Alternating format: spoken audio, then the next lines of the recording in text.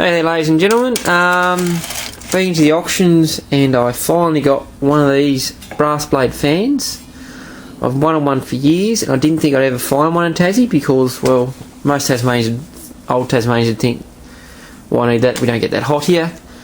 But I have found one nonetheless. It's not exactly original, but that's like the original cable there. I'm not too sure of the date from it, maybe someone on YouTube can help me, but I've been told it's from the 20s, but not too sure.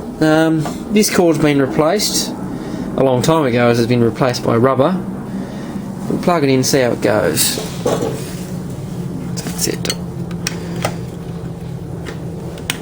Low. Ooh, this doesn't seem to want to work either.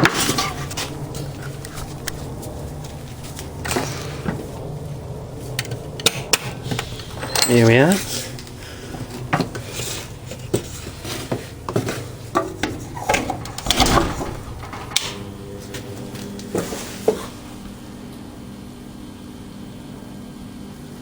There we are.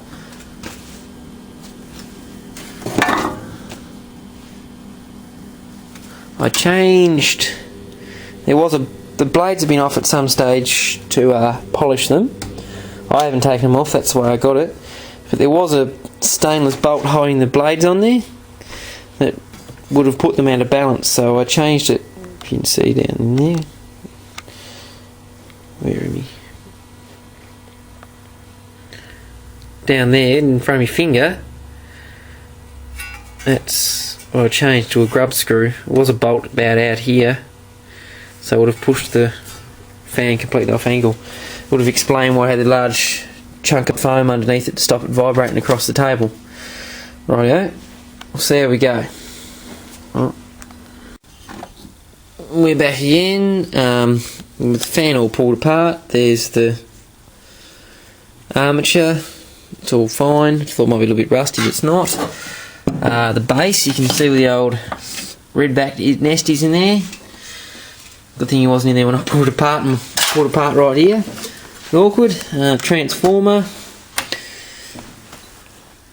Stator windings. I don't know how to get the back bit off, so I can't replace those wires just hanging out there yet. There's the thing. It all came apart relatively easy. The only problem I've found with the fan so far is a... Where is that? Oh, there. Here's, if you can see it there. The back, that's broken. It was only held in by... I don't know what was holding it in there. And that's broken out.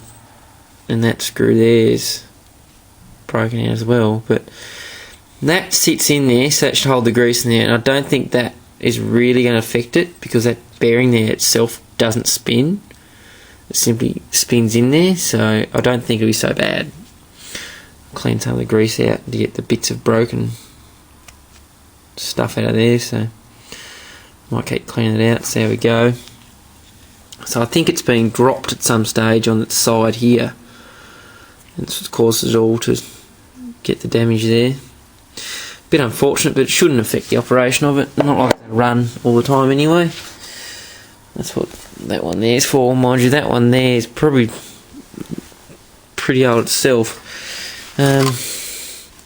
Looks like it's a transformer type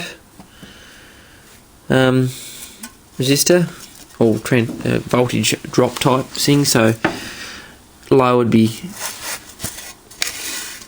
high, here would be just straight across to ground and out to the fan. So it must come, where's the positive terminal, so that must come straight across to this arm here.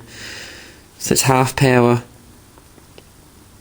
to the thing there, or well 1/3, 2/3 full, because at that stage it arcs out across there. This here itself is a little bit broken, so this supports it more. It's been dropped somewhere. I'll have to rig up something there to hold it into place.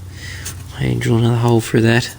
I don't know if I can, but I'll keep cleaning it up. I want to change those wires, so I have to work out if I can get the back of this off. Doesn't look like it by the paint there, but I'll try. Unless, I'll keep going. There, the fan's coming along. I'm just giving it a polish, or well, that side there you can see is polished. Where's leaving there the light? And that's the undone side, and that's the polished side. I'm using, don't laugh at me, toothpaste, because I think it brings up things like this at the best. It does not too abrasive. Something like cut and polish car polish should nearly take all this old paint off, or Brasso would work okay, but I think toothpaste is a little bit more, is obviously a bit more softer than Brasso. But I'll keep going on the fan base and we'll see how we go. Alright, they're back at the working on the fan tonight. Got the little bit of wire in there. Couldn't find the cloth twin one, so I just put a cloth went and got another bit more cloth 3/4 and cut the earth off. You can see all the motors are back together. Put the oils in there, and I'll give it a test run. I'll film that. Seems to be a bit stiff, but I think that's because I've taken all the oil out of where the journal races are. I'm going to put some more back in there before I turn it on.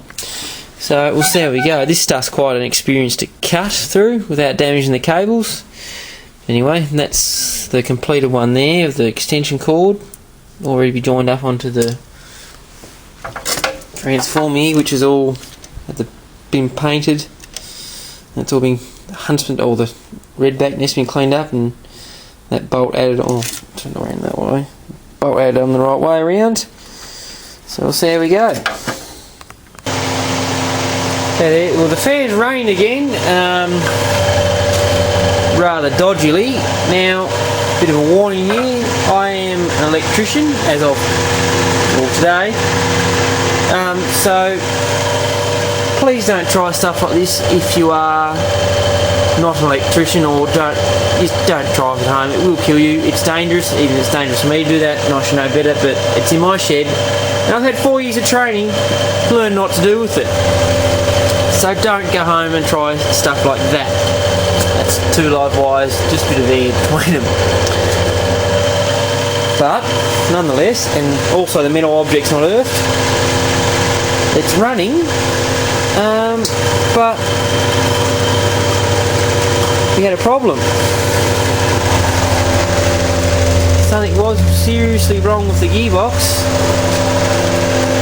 It jammed and exploded on me.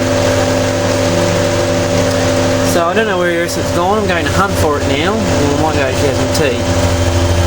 But a bit unfortunate, really. Well, very pissed off about it. I've calmed down and put it all back together, and it still works. So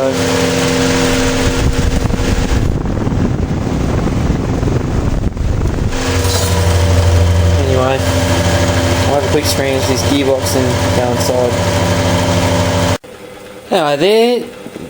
Last instalment of the fan restoration video. As you can see, I've got it running. It's got nice rubber stops on it wherever they are. I found them. These Mum's cupboard of all places. Fix on. I think she got them because when we got the floorboards put through the house. Anyway, found them, so I pinched a few of them. Had a couple of troubles of trying to get it going with tripping out the RCD. And it turns out that the screws weren't quite in the right place, so it actually shorted out to the thing. And it looks like I've been doing it for a long time after I rubbed off the smoke that I'd put on there, and it appears that it had been doing it for a long time. I'm surprised it didn't short out when I did it. I found the rest of the gearbox, or the biggest piece, the rest of the gearbox. It still works, seems to work rather fine without it. So, a little bit noisy. It's definitely been dropped at some stage. I had to bend all the cage back on, so it's been dropped at some stage or another. So what happened when I re-greased it all, re-greased this here, a bit of shattered off and wedged underneath this cog here, and as soon as I turned it on, it's just spun and flicked into the bearings and just blew it off the back. Blew the housing out instead of stripping out the bearings, as the housing was obviously weaker than the gears. So it's just got that little shaft at the back, so unfortunately it don't oscillate anymore. But I've become a member of the vintage fan club thing online, mostly American, So I put a post on there and hopefully they'll help me with getting the back gearbox. But nonetheless, it is running. So I'll be off to the display tomorrow. One of the other members has got a generator there, so it'd be better to have something like this run on it than a set of lights he normally has. Nonetheless, see you later. Thanks for watching the first full restoration video I've done. See ya.